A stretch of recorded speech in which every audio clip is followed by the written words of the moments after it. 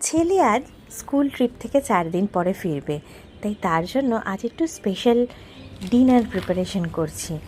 তাই সকাল থেকে কাজে লেগে পড়েছি।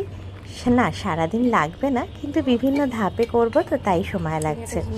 এই যে এখানে মাখানা, কাজু, একটু খেজুর, আমন্ড, এগুলোকে দুধ দিয়ে আর হ্যাঁ ওটস এইসব দিয়ে ভিজিয়ে রাখবো বেশ কিছুক্ষণ। এটা দিয়ে একটা ডেজার্ট বানাবো। সবগুলো ভিজিয়ে রেখে ব্যাস, কাজ আর বেশি কিছু না। এটাকে মিক্সিতে ব্লেন্ড করে নিয়ে একটু কিশমিশ মিশিয়ে দিয়েছি, আর তারপরে এটা ফ্রিজে জমতে দেবো। চিকেন কিমার সাথে টমেটো, পেঁয়াজ কুচি, ধনেপাতা আর সমস্ত রকমের যা আমরা মশলা ইউজ করি সেই সব মিশিয়ে বেশ কিছুক্ষণ রেখে দিয়েছিলাম। অল্প তেল দিয়েছি, ব্যাস এইটা এবারে এয়ার ফ্রায়ারে দিয়ে দিয়েছি 15 থেকে 18 মিনিট মতো। এটা পুরোটাই এয়ার ফ্রায়ারেই করেছি রান্নাটা।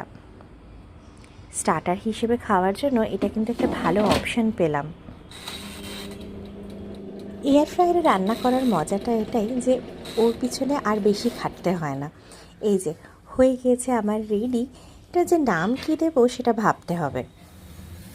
মেন কোর্সে ওর জন্য বানাচ্ছি হোয়াইট সস চিকেন পাস্তা। চিকেনটা সেদ্ধ করে রেখেছিলাম সকালবেলা, আর পাস্তাটাও সেদ্ধ করে রেখেছিলাম। সব জিনিস একটু আগে থেকে প্রিপেয়ার করে রাখলে রান্না করতে বেশি সময় লাগে না। ব্যাস এইবার সব কিছু একটু একসাথে নেড়ে চেড়ে অল্প একটু অরিগানো, চিলি ফ্লেক্স, একটু আটা, এই দিয়ে আমি চিকেন পাস্তাটা বানিয়ে দিই। এবার সব হয়ে গেলে সার্ভ করে দিয়েছি এখন স্টার্টার আর মেন কোর্স। আর সবার শেষে 3 জনের জন্য নিয়েছি হোমমেড সুগার ফ্রি আইসক্রিম। এই ছিল আমার ওর জন্য একটু স্পেশাল ডিনার প্রিপারেশন।